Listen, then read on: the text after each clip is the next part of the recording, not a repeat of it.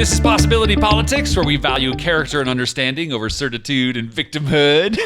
Right? I'm Jeff Stein with Erica Ferriston, Jeff Hendrick. Are you making fun of me? A little bit. Executive Brian in here, too. Thank He's you. searching the Twitter, because I love Brian, because he'll just call me. We always talk almost every single day and go, did you read that? Yes, I know. Did you see that? Oh, my God. You know, right? So we're addicts in a bad way, in a good way at the same time. And I bring that up again because it's important to monitor your addiction so that you don't...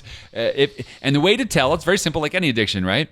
When you are having more pain than pleasure out of it, more struggle than peace, and you say, how could you possibly be at peace with this, Jeff? Well, this is how you be at peace with this. This is why we're having this discussion, which is to say, okay, that person over there, that Lindsey Graham, that whatever, he's certitude. But there's James Comey on the Republican side who says, yeah, how can you sit with a lying president? How could you do that? That doesn't make any sense to me. I've left the Republican Party. And also it means less enemy identification and destruction and more ally forming and, purpose driving. So I'd also say, for those addicted to the news and social media, if you want to change things, get off that and come on down and rally with us. Yeah, it's put your actually bodies on the line. Yeah. Like, take action. Volunteer somewhere. There's all kinds of rallies and demonstrations to bring attention to movements and things. So yeah.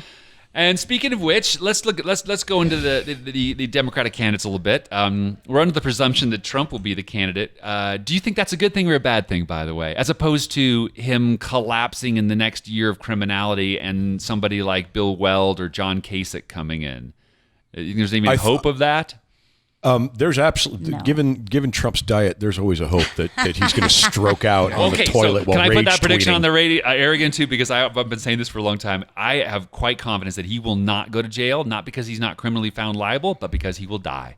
I think when it gets to the point where he and his kids are going to jail, and it may not happen until 2021, 2022, when Democrats and the new Department of Justice takes over, I think when it comes to that point, he'll have a heart attack because his narcissism is so extreme that he would rather be dead. Will he have that heart attack before the election? I mean, that's what we're talking about. If it looks like he's going to lose badly, I think he'll have the heart attack before the election too. And then you've got you've got Pence that'll jump in.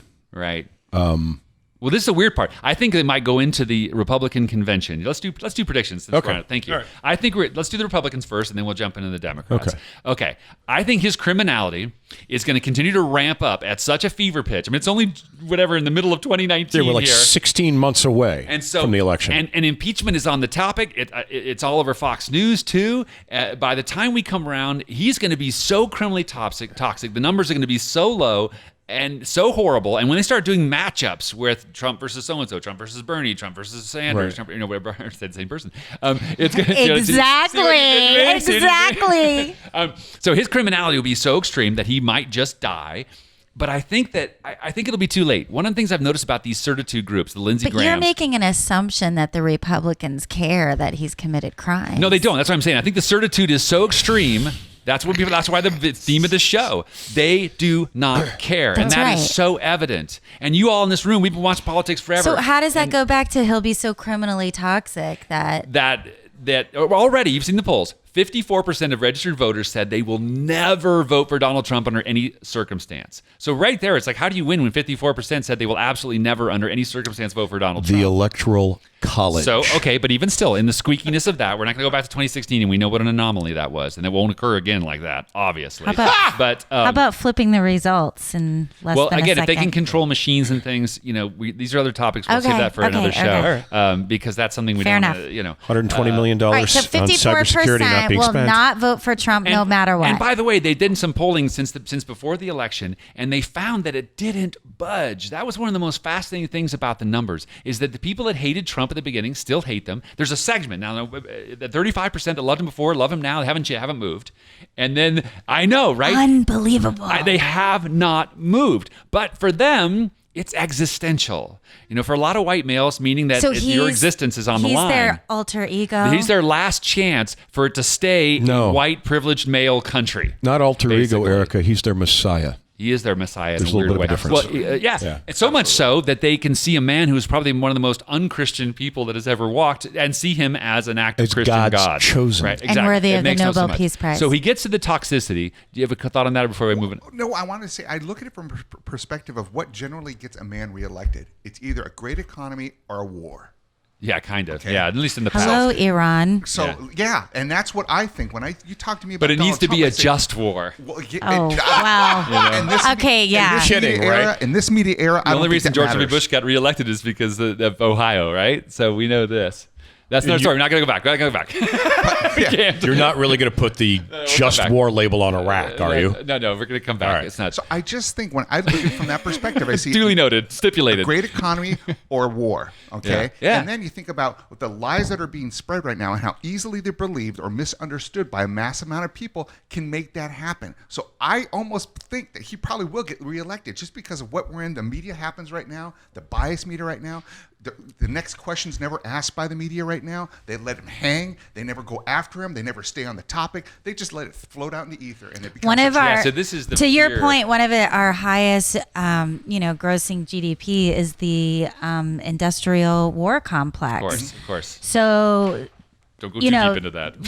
well, the That's a whole point show. is It's a whole show. they make money when We'll do we the go war to show. war. Right. So you see people even on CNN that will support that, Right. even if they don't support Trump. And then there you have your It's war. not even the act of war. It's the threat of war, because that's what Reagan did. It was the threat of war. I need to pour money into the war machine. Right. Boy, and talk that's how about we a build the criminal. economy.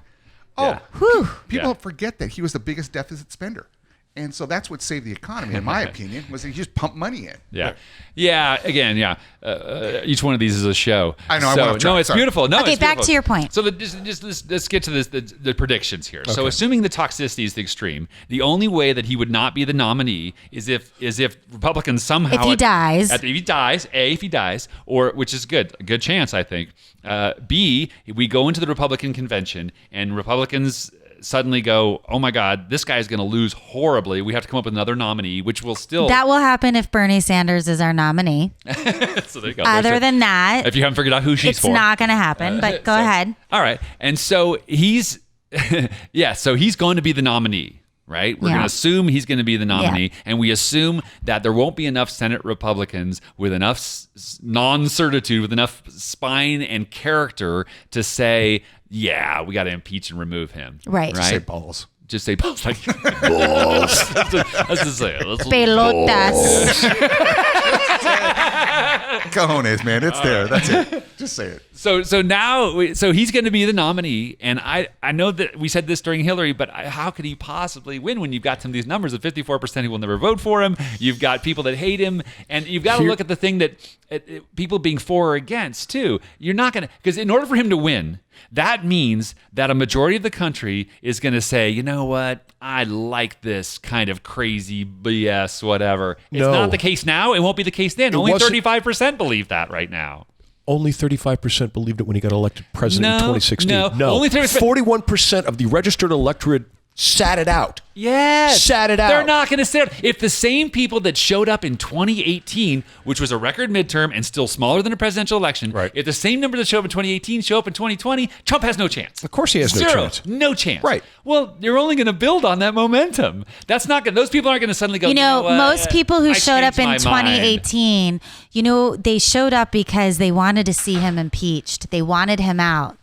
And if the Well, Democrats don't move no, they forward wanted on healthcare. that, Number one was healthcare by far. Number two was economy. Number three was immigration on exit polls. And so one more piece on that, because you know how the Orange County completely waived here in California. It was a big deal, and it hasn't been that way since Reagan. Because ever since Reagan, it's been Orange County is the Orange Curtain, right? Sure. We always knew. Okay, So Katie Hill, Katie Porter, all these folks, boom, they're in there, right? So Katie Hill was on. You saw this the other day on MSNBC, I'm sure, where they were talking about how she said, well, why are you switching on the big I word on impeachment? And she said, because 6 months ago, and she's in a reddish district, she squeezed it out because in a red district, they were so disgusted. There were enough James Comeys in that red district that said, no, character first. Right. And so that makes me feel But very also, comfortable. you got to look at the people that those Democrats that came out of the Orange County races were running against. They were all super highly scumbaggy kind of They were kind of Republican douche scumbaggy, nozzles. but there's a lot of Republican districts, so that doesn't matter how scummy. What's his name in Iowa? King. Steve King. Steve King got reelected, right? I mean, Right. and he's an outright racist. Nobody questions that. He doesn't even question that, right? Well, so yeah. So anyway, Even the Klan needs representation, evidently. right. So Katie Hill says, well, when I 6 months ago, my calls to my office were 2-1 against impeachment in Orange County, even though they voted for her. They said, you know what, impeachment? No, we're not going to go that far. Now it's 3 or 4-1 for impeachment in her calls. Same thing happened with Nixon, okay? When the impeachment first started, it was at 31% approval. Yes. After the televised, it went up to 67%. It more than doubled. The great expression on this whole impeachment thing that I love, I heard was, I don't remember who coined it, it's all over Twitter, is when they said that the only thing the Republicans are afraid of, and the Trumpers are afraid of, is that this book will turn into a movie. Because as long as the Mueller report is just written, Right. as long as there aren't people like Don McGahn going in there and saying, yeah, of course he told me to obstruct justice, Right. and I refused. Right. And we know that's all going to happen. So his criminal toxicity is going to be extreme. Right.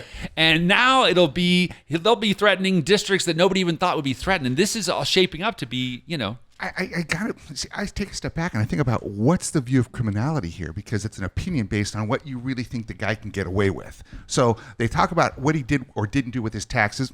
So what? You know what? He's that's not a businessman. big deal. But but it is a To big them. deal It is to a big the deal, rule but- of law and Yes, how it far is. you want to take it, and people accept that. And that's Yeah. my other argumental rule. And I say, well, you know what? Your neighbor beats his wife. Does that make it okay for you to do it? Yeah. They're willing to accept so many of these different things along the way that it's going to sway the vote for Yes. him. Yes. That's what bothers me. oh, you're not, oh, no, I see. No. There's Yes. two- I think it's going to sway the other way, because the more criminality they show, they just, so what? But he did this. So what? But he fought this. Yeah, but that's the so what? 35 or so percent. And they're only going to peel off. But I thought you started by saying, the people who were against him, the number hasn't changed. We haven't gained any people who are against him. No. The number against him has changed, but there is a frozen section that there's 48%. There's a weird thing. 48% never liked him, period, ever, and 35% liked him always. And then, of course, that middle is this is politics. It's always the middle 10% that decides every election. But the middle is all moved to the anti-Trump category. That's what I'm I saying. see. And there's no hope of them really coming back around to the Trump category. Right. But in answer, I think, to what Brian's bringing up, I think the reason Republicans are willing to let it all go is because then that pushes the goalpost and the bar further down of things they can get away with. Absolutely. Sure. Like, he's just Absolutely. blazing this trail of Boy, lawlessness that's for an us. excellent point. Yeah. That's Just I follow agree right with behind him, that. because then I can do all this crap and they won't do anything to Absolutely. me. Because where's integrity? Where's accountability? Absolutely nowhere. Even though they're the party of personal responsibility. Just made Jeff Right. All right. I've seen that bumper Okay, so coming up in the next segment, then I want to do some more on this positive thing. I want to introduce you guys, if you haven't already paid attention to this, Jamie Harrison, who's running against Lindsey Graham in South Carolina, and I want to play a little clip of him because I think it will help you see that emerging renaissance, as I've always kind of sold, is that people going, no, I'm going to be for something more than against. I'm going to believe I can compete in a place that we've never competed before, like we did in 2018, right? And I say we, meaning not necessarily Democrats, but meaning people that are for things and understanding instead of certitude and blocking. So, all right, this is it. Thank you, Eric Harrison, Jeff Hendrick. I'm Jeff Stein. This is Possibility Politics.